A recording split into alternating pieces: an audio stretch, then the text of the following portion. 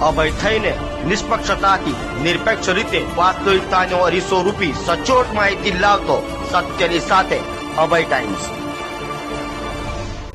ભારત પર ફરી આતંકી હુમલો થતા ચકચાર મચી ગઈ છે। કાશ્મીરના પહેલગામમાં પ્રવાસીઓ પર કરાયેલા આતંકી હુમલામાં 26ના મોત નીપજ્યા છે, જેમાં મૂળ સુરતના યુવાનનું પણ આતંકી હુમલામાં મોત થયું હોય પરિવારજનો સાથે સુરતીઓમાં પણ ગમગીની છવાઈ ગઈ છે।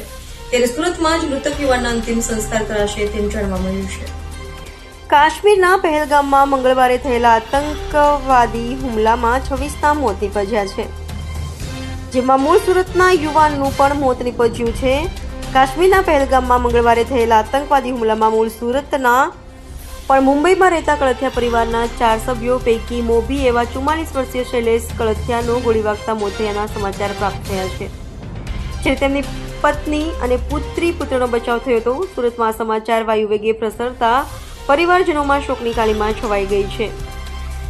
4 બહેનોના એકનો એક ભાઈએ જીવ ગુમાવતા પરિવાર પર દુઃખનો ડુંગર આવી પડ્યો હતો। વાત એમ છે કે પૃથ્વીનું સ્વર્ગ ગણાતા કાશ્મીરના પહેલગામમાં આતંકવાદીઓએ હુમલો કર્યો હતો, જેમાં 26 લોકોના મૃત્યુ થયા છે। તો આ આતંકવાદી હુમલામાં મૂળ સુરતના વરાછાના ચીકુવાડી વિસ્તારની હરિકુંજ સોસાયટીના વતની અને મુંબઈમાં રહેતા અને મુંબઈની SBI બેંકમાં નોકરી કરતા 44 વર્ષીય શૈલેષભાઈ હિંમત કળથિયાનું પણ મોત નીપજ્યું છે।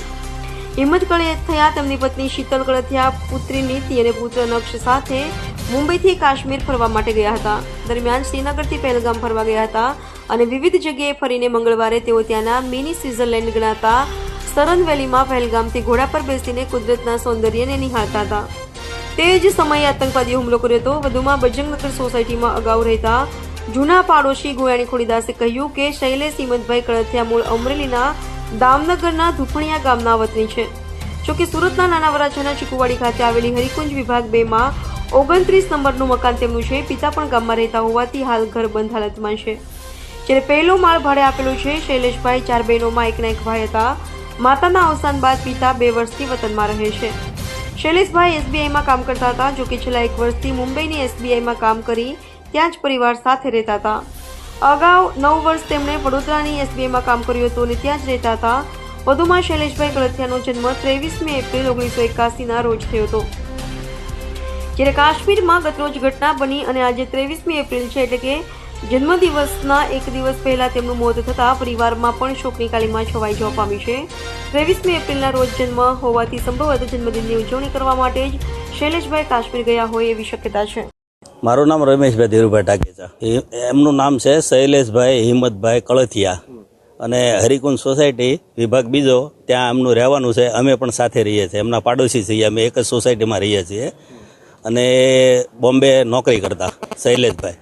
ત્યાંથી એ લોકો ફરવા ગયેલા જમ્મુ કાશ્મીર અને આવી દુઃખદ ઘટના બની છે।